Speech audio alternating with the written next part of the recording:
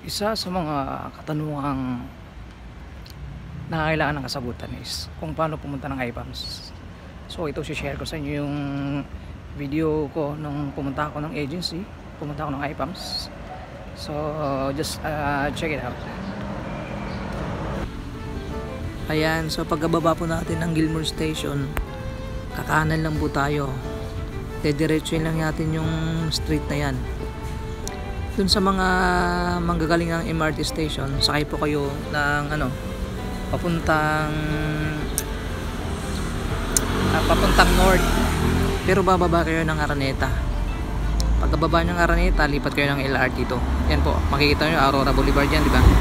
Diretsuin mo lang yan dun sa banda, hindi naman bandang dulo, siguro konting lakad lang.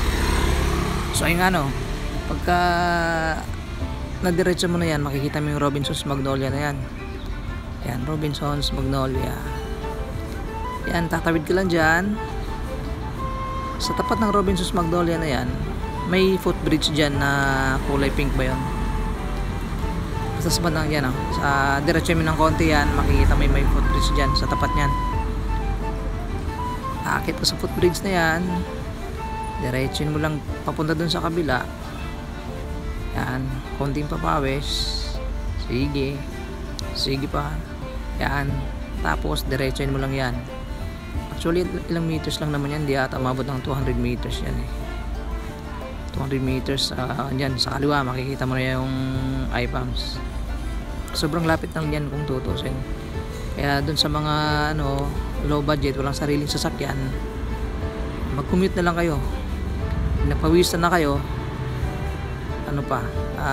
di pa kayo gumastos. Yan, narating na natin ng IPAMS. So payo ko lang din sa mga babiyahe or sa mga magko-commute, magdala kayo ng towel or extra shirt kasi pawisan talaga pag lakaran Ewan ko ba dito sa Metro Manila ang init. Yan, makikita nyo yung video ko. Yan, ebidensya na ako talaga yung pumunta ng IPAMS, hindi yung ibang tao na pinabidyo.